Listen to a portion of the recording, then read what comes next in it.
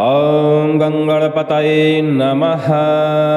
आज आप दिव्य व्यास विरचितम गणेश अष्टक स्तोत्र श्रवण करने वाले। भगवान गणेश इस सृष्टि में समस्त प्रकार के विघ्नों को हरने के लिए जाने जाते हैं। गणेश भगवान का यह स्तोत्र पाठन करने से, श्रवण करने से समस्त प्रकार के विघ्न विपत्ति संकट दूर होते हैं। नकारात्मक ऊर्जाओं का नाश होता है, मन में अनोखा तेज उत्पन्न होता है, जिससे हम स्वयं ही सक्षम हो जाते हैं व्याधियों के ऊपर काबू पाने के लिए। भगवान गणेश का यह दिव्य गणेशाष्टक समस्त प्रकार की दारिद्रता को नाश करता है, ग्रह बाधाओं को शांत करता है और शत्रुओं के ऊपर विजय प्राप्त कराता है, सद्बुद्धि प्रदान करता है। चलिए श्रवण करते हैं दिव्य गणेशाष्टकम और भगवान गणेश की कृपा प्राप्त करते हैं। यह गणेश अष्टक हमने लगातार ही श्रवण कराने के लिए उपलब्ध कराया है। भगवान गणेश का ध्यान करिए और लगातार श्रवण करिए। ओम गणपति परिवारम चारुकेयूरहारम गिरिधर वर्षारम योगिनी चक्रचारम भवभय परिहारम दुःख दारिद्र दूरम गणपतिमभिवन्दे वक्रतुण्डावतारम अखिलमल विनाशम पाणिना हस्तापासम कनकगिरिनिकासम शूरकोटि प्रकाशम भज भवगिरिनाशम मालतीतीरवासम गणपतिमभिवन्दे मानसे राजहंसम विविधमणिमयूखै शोभमानं विदूरै कनकरचितचित्रं कण्ठदेशे विचित्रं दधति विमलहारं सर्वदा यत्नसारं गणपतिमभिवन्दे वक्रतुण्डावतारं दुरितगज मामन्दं वारुणीं चैव वेदं विदितमखिलनादं नृत्यमानन्दकन्दं दधति शशिशुवक्त्रं चाङ्कुशं यो विशेषं गणपतिमभिवन्दे सर्वदानन्दकन्दं त्रिनयनयुतभाले शोभमाने विशाले मुकुटमणिशूडाले मौक्तिकानां च जाले धवलकुसुममाले यस्य शीर्ष्णार्सताले गणपतिमभिवन्दे सर्वदा चक्रपाणिं वपुषि महति रूपं पीठमादौ सुदीपं तदुपरि रसकोणं यस्य चोर्ध्वं त्रिकोणं गजमितदलपद्मं संस्थितं चारुछद्मं गणपतिमभिवन्दे कल्पवृक्षस्य वृन्दे वरदविशदशस्तं दक्षिणं यस्य हस्तं सदयमभयदं तं चिन्तये चित्तसंस्थं सबलकुटिलशुण्डं चैकतुण्डं दुतुण्डं गणपतिमभिवन्दे सर्वदा वक्रतुण्डं कल्पद्रुमाधः स्थितकामधेनुं चिन्तामणि दक्षिणपाणिशुण्डं बिभ्राणमत्यद्भुत चित्ररूपं यः पूजयेत् तस्य समस्तसिद्धिः। व्यासाष्टकमिदं पुण्यं गणेशस्तवनं नृणां पठतां दुःखनाशाय विद्यां सश्रियमश्नुते।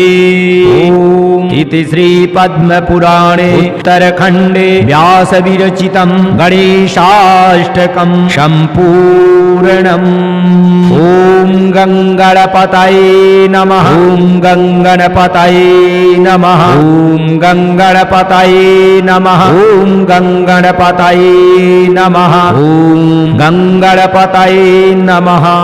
ओम गणपति परिवारं चारुकेयूरहारं गिरिधर वर्षारं योगिनी चक्रचारं भवभय परिहारं दुःख दारिद्र दूरं गणपतिमभिवन्दे वक्रतुण्डावतारम् अखिलमल विनाशं पाणिना हस्तापासं कनकगिरिनिकासं निकासं शूरकोटिप्रकाशं भज भवगिरिनाशं मालतीतीरवासं गणपतिमभिवन्दे मानसे राजहंसं विविधमणिमयूखैः शोभमानं विदूरैः कनकरचितचित्रं कण्ठदेशे विचित्रं दधति विमलहारं सर्वदा यत्नसारं गणपतिमभिवन्दे वक्रतुण्डावतारं दुरितगजममन्दं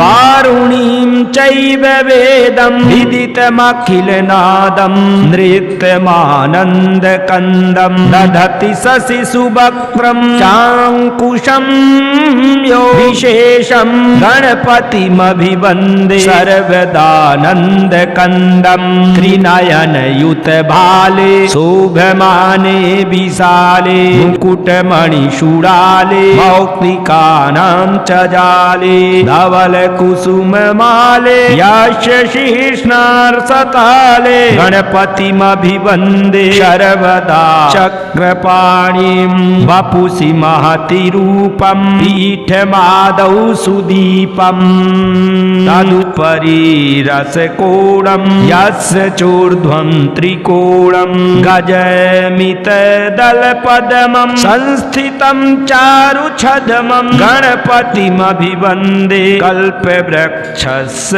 वृन्दे वरदविशदशस्तं दक्षिणं यस्य हस्तं सदयमभयदन्तं चिन्तये चित्तसंस्थं सबलकुटिलशुण्डं चैकतुण्डं दुतुण्डं गणपतिमभिवन्दे सर्वदा वक्रतुण्डं कल्पद्रुमाधः स्थितकामधेनुं चिन्तामणि दक्षिणपाणिशुण्डं बिभ्राणमत्यद्भुत चित्ररूपं यः पूजयेत् तस्य समस्तसिद्धिः व्यासाष्टकमिदं पुण्यं गणेशस्तवनं नृणां पठतां दुःखनाशाय विद्यां सश्रियमश्नुते।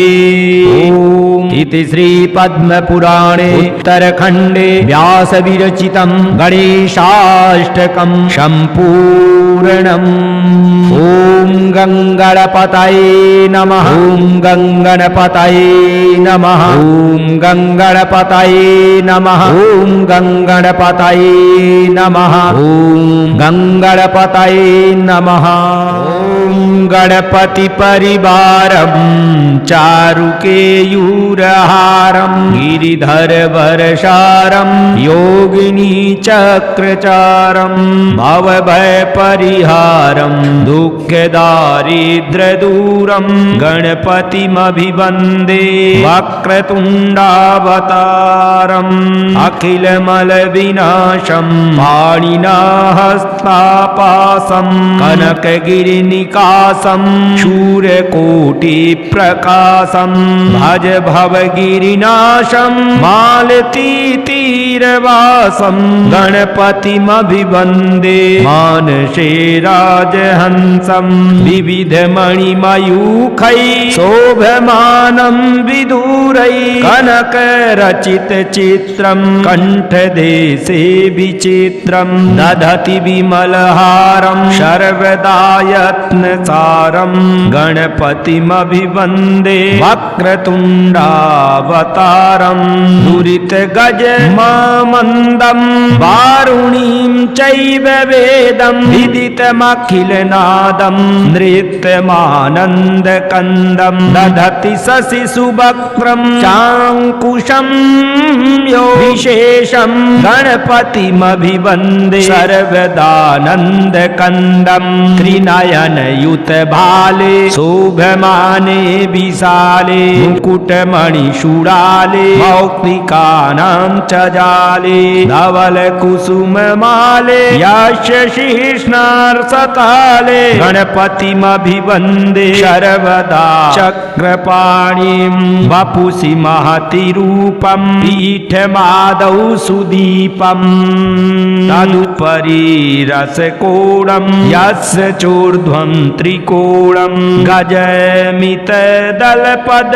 संस्थितं चारुछद्मं गणपतिमभिवन्दे कल्पवृक्षस्य वृन्दे वरदविशदशस्तं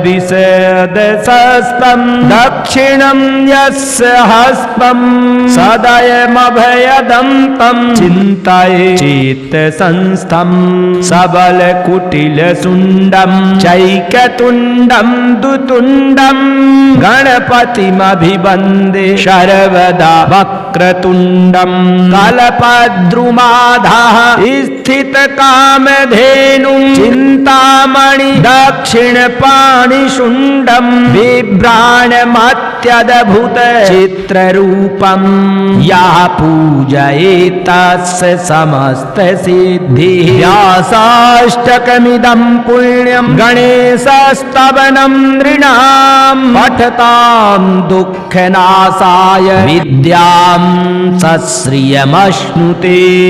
ओम इति श्री पद्मपुराणे उत्तरखण्डे व्यासविरचितं गणेशाष्टकं सम्पूर्णम्।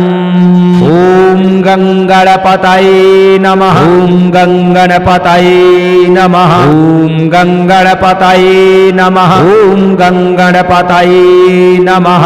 ओम गङ्गणपतये नमः।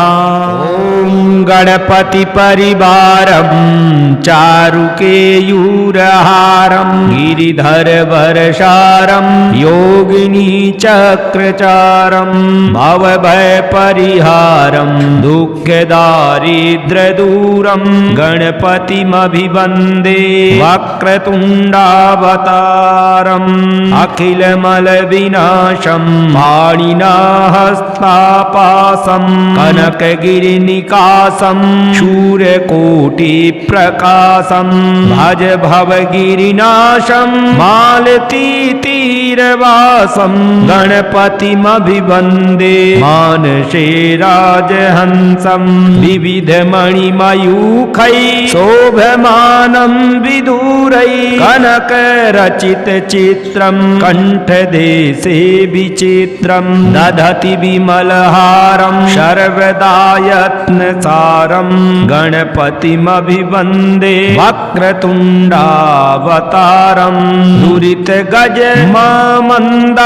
वारुणीं चैव वेदं विदितमखिलनादं नृत्यमानन्दकन्दं दधति शशिशुवक्त्रं चाङ्कुशं यो विशेषं गणपतिमभिवन्दे सर्वदानन्दकन्दं त्रिनयनयुतभाले शोभमाने विशाले मुकुटमणिशूलाले मौक्तिकानां च जाले धवलकुसुममाले यस्य शीर्ष्णार्सताले गणपतिमभिवन्दे सर्वदा चक्रपाणिं वपुषि महति रूपं पीठमादौ सुदीपम् तदुपरि रसकोणं यस्य चोर्ध्वं त्रिकोणं गजमितदलपद्मं संस्थितं चारुछद्मं गणपतिमभिवन्दे कल्पवृक्षस्य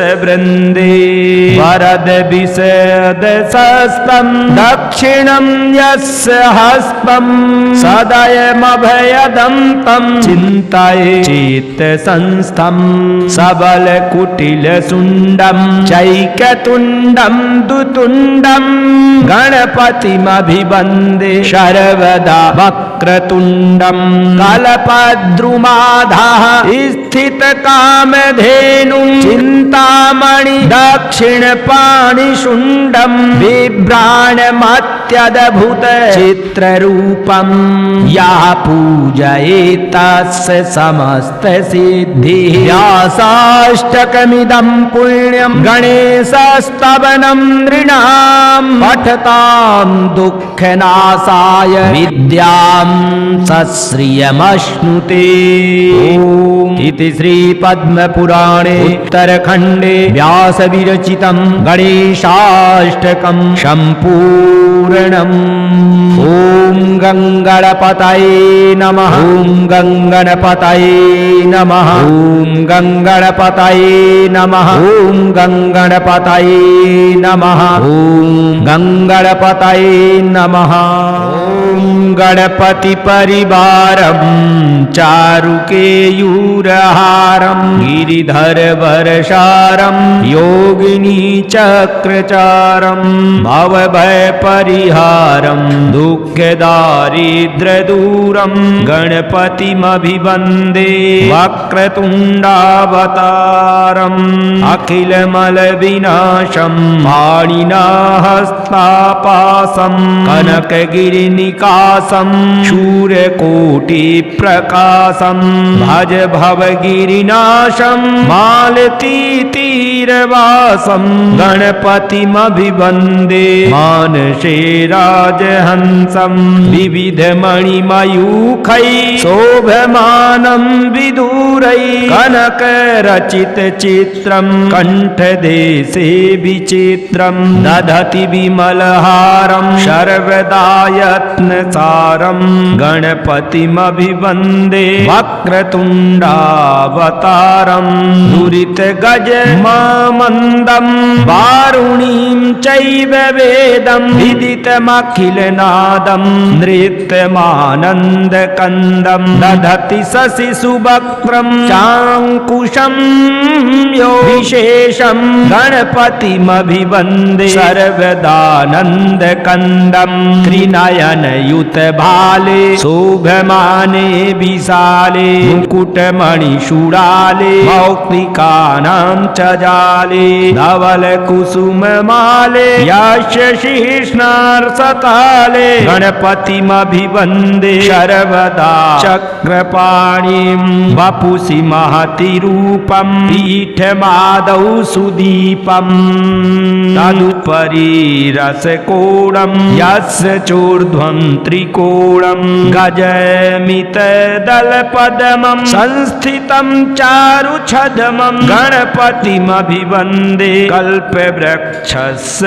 वृन्दे वरदविशदशस्तं दक्षिणं यस्य हस्तं सदयमभयदं तं चिन्तये चेतसंस्थं सबलकुटिलशुण्डं चैकतुण्डं दुतुण्डं गणपतिमभिवन्दे सर्वदा वक्रतुण्डं कल्पद्रुमाधः स्थितकामधेनुं चिन्तामणि दक्षिणपाणिशुण्डं बिभ्राणमत्यद्भुत चित्ररूपं या पूजयेतस्य समस्त सिद्धिः व्यासाष्टकमिदं पुण्यं गणेशस्तवनं नृणां पठतां दुःखनाशाय विद्यां सश्रियमश्नुते। ओम इति श्री पद्मपुराणे उत्तरखण्डे व्यासविरचितं गणेशाष्टकं सम्पूर्णम्। ओम गंगणपतये नमः। ओम गंगणपतये नमः। ओम गंगणपतये नमः। ओम गंगणपतये नमः। ओम गंगणपतये नमः। ओम गणपति परिवारं चारुकेयूरहारं गिरिधर वरसारं योगिनी चक्रचारं भवभय परिहारं दुःखदारिद्र्यदूरं दारिद्र्यदूरं गणपतिमभिवन्दे वक्रतुण्डावतारम् अखिलमलविनाशं पाणिनाहस्तापासं कनकगिरिनिकासं शूरकोटिप्रकाशं भज भवगिरिनाशं मालतीतीरवासं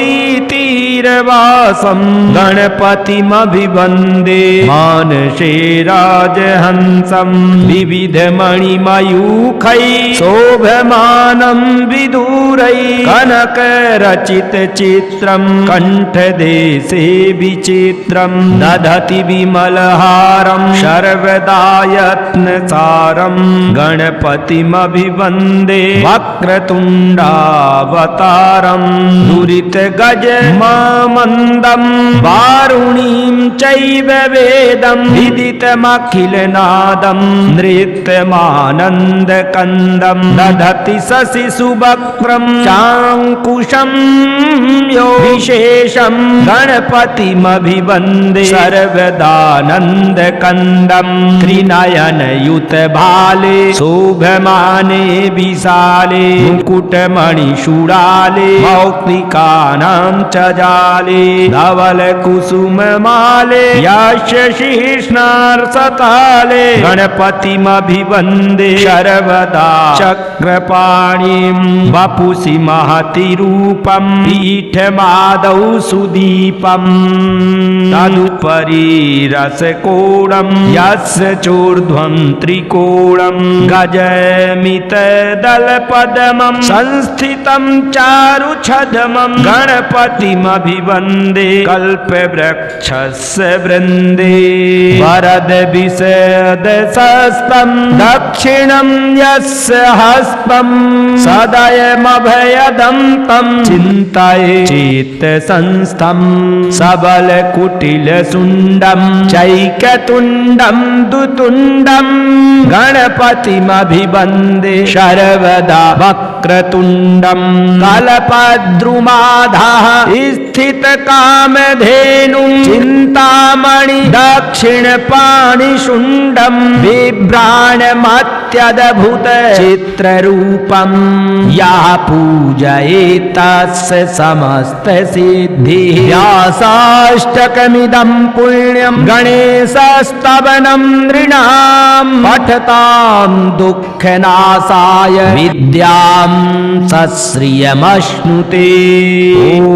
इति श्रीपद्मपुराणे उत्तरखण्डे व्यासविरचितं गणेशाष्टकं सम्पूर्णम्। ॐ गङ्गणपतये नमः। ॐ गङ्गणपतये नमः। ॐ गङ्गणपतये नमः। ॐ गङ्गणपतये नमः। ॐ गङ्गणपतये नमः। ॐ गणपतिपरिवारं चारुकेयूरहारं गिरिधरवरसारं योगिनीचक्रचारं भवभयपरिहारं दुःखदारिद्र्यदूरं गणपतिमभिवन्दे वक्रतुण्डावतारम् अखिलमलविनाशं पाणिनाहस्तापासं कनकगिरिनिकासं शूरकोटिप्रकाशं भज भवगिरिनाशं मालतीतीरवासं गणपतिमभिवन्दे मानसे राजहंसं विविधमणिमयूखै शोभमानं विदूरै कनकरचितचित्रं कण्ठदेशे विचित्रं दधति विमलहारं सर्वदा यत्नसारं गणपतिमभिवन्दे वक्रतुण्डावतारं दुरितगजममन्दं वारुणीं चैव वेदं विदितमखिलनादं नृत्यमानन्दकन्दं दधति शशिशुवक्त्रं चाङ्कुशं यो विशेषं गणपतिमभिवन्दे सर्वदानन्दकन्दं त्रिनयनयुतभाले शोभमाने विशाले मुकुटमणिशूडा विशाले मौक्तिकानां च जाले धवलकुसुममाले यस्य शीर्ष्णार्सताले गणपतिमभिवन्दे सर्वदा चक्रपाणिं वपुषि महति रूपं पीठमादौ सुदीपम् तदुपरि रसकोणं यस्य चोर्ध्वं त्रिकोणं गजमितदलपद्मं संस्थितं चारुछद्मं गणपतिमभिवन्दे कल्पवृक्षस्य वृन्दे वरदविशदशस्तं दक्षिणं यस्य हस्तं सदयमभयदं तं चिन्तये चेतसंस्थं सबलकुटिलशुण्डं चैकतुण्डं दुतुण्डं गणपतिमभिवन्दे सर्वदा वक्रतुण्डं कल्पद्रुमाधः स्थितकामधेनुं चिन्तामणि दक्षिणपाणिशुण्डं बिभ्राणमत्यद्भुत चित्ररूपं यः पूजयेत् तस्य समस्तसिद्धिः व्यासाष्टकमिदं पुण्यं गणेशस्तवनं नृणां पठतां दुःखनाशाय विद्यां सश्रियमश्नुते। ॐ इति श्रीपद्मपुराणे उत्तरखण्डे व्यासविरचितं गणेशाष्टकं सम्पूर्णम्। ॐ गङ्गणपतये नमः। ॐ गङ्गणपतये नमः। ॐ गङ्गणपतये नमः। ॐ गङ्गणपतये नमः। ॐ गङ्गणपतये नमः। ॐ गणपतिपरिवारं चारुकेयूरहारं गिरिधरवरसारं योगिनीचक्रचारं भवभयपरिहारं दुःखदारिद्र्यदूरं गणपतिमभिवन्दे वक्रतुण्डावतारम् अखिलमलविनाशं पाणिनाहस्तापासं कनकगिरिनिकासं शूरकोटिप्रकाशं भज भवगिरिनाशं मालतीतीरवासं गणपतिमभिवन्दे मानसे राजहंसं विविधमणिमयूखैः शोभमानं विदूरैः कनकरचितचित्रं कण्ठदेशे विचित्रं दधति विमलहारं सर्वदा यत्नसारं गणपतिमभिवन्दे वक्रतुण्डावतारं दुरितगजममन्दं वारुणीं चैव वेदं विदितमखिलनादं नृत्यमानन्दकन्दं दधति शशिशुवक्त्रं चाङ्कुशं यो विशेषं गणपतिमभिवन्दे सर्वदानन्दकन्दं त्रिनयनयुतभाले शोभमाने विशाले मुकुटमणिशूडाले मौक्तिकानां च जाले धवलकुसुममाले यस्य शीर्ष्णार्सताले गणपतिमभिवन्दे सर्वदा चक्रपाणिं वपुषि महति रूपं पीठमादौ सुदीपम् तदुपरि रसकोणं यस्य चोर्ध्वं त्रिकोणं गजमितदलपद्मं संस्थितं चारुछद्मं गणपतिमभिवन्दे कल्पवृक्षस्य वृन्दे वरदविशदशस्तं दक्षिणं यस्य हस्तं सदयमभयदं तं चिन्तये चेतसंस्थं सबलकुटिलशुण्डं चैकतुण्डं दुतुण्डं गणपतिमभिवन्दे सर्वदा वक्रतुण्डं कल्पद्रुमाधः